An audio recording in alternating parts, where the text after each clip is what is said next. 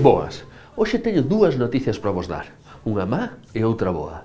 Teñen a ver coa posición que o galego ocupa na actualidade e a que poderá vir a ocupar no futuro entre as linguas do mundo.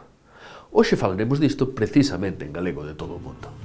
Non fago máis que atopar xente distinta que a mesma teima que a min.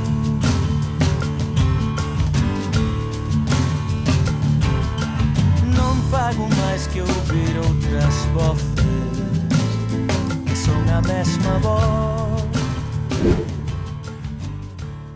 Costuma dicerse que no mundo sobreviven máis de 6.000 linguas, aínda que este sexa un número moito difícil de precisar por seren difíceis de establecer limites consensuais entre as linguas e os seus dialectos.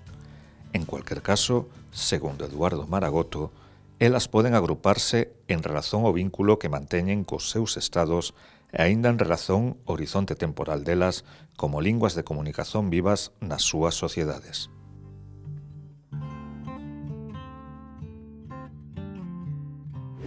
Así teríamos 4 grupos. En primeiro lugar, as desamparadas, a esmagadora maioría das linguas, máis de 2/3. A maior parte delas non contan con ningunha expectativa de sobrevivencia a medio e longo prazo, pois carecen de cualquier penetración no aparello administrativo dos seus estados e non son ensinadas nas escolas. Por exemplo, só no Brasil existen máis de 200 linguas indígenas deste tipo.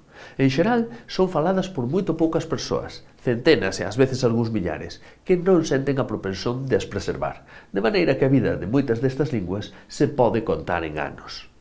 En segundo lugar, temos as linguas infraestatais, moitísimas menos, varias centenas, que son aquelas que principalmente temos na cabeza cando falamos das linguas minoritarias ou minorizadas.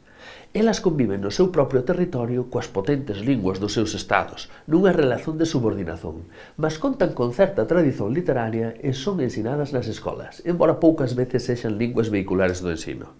A Europa conta con bastantes exemplos deste tipo de linguas, sendo o vasco unha das máis emblemáticas. Os falantes destas linguas son perfeitamente bilingües, de maneira que a súa existencia como linguas de comunicación para as comunidades en que resisten contanse en décadas, moitas ou poucas dependendo da situación sociolingüística de partida.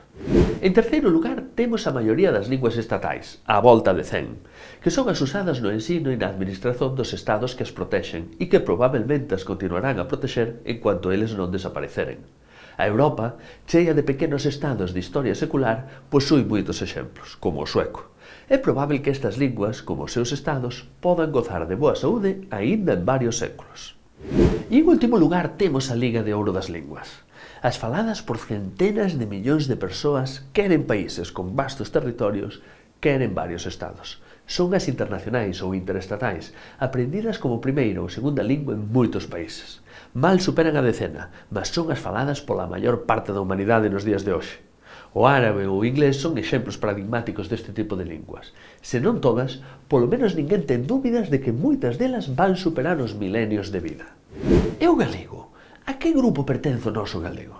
O galego ten un dilema.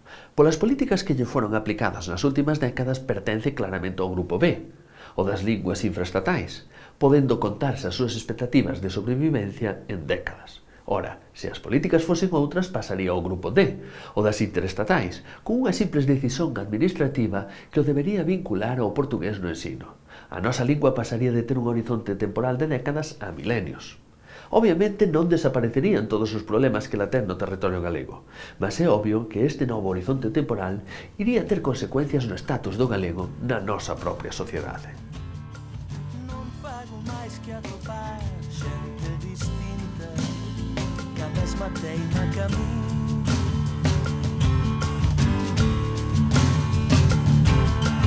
Non fago máis que ouvir outras voces que son a mesma voz.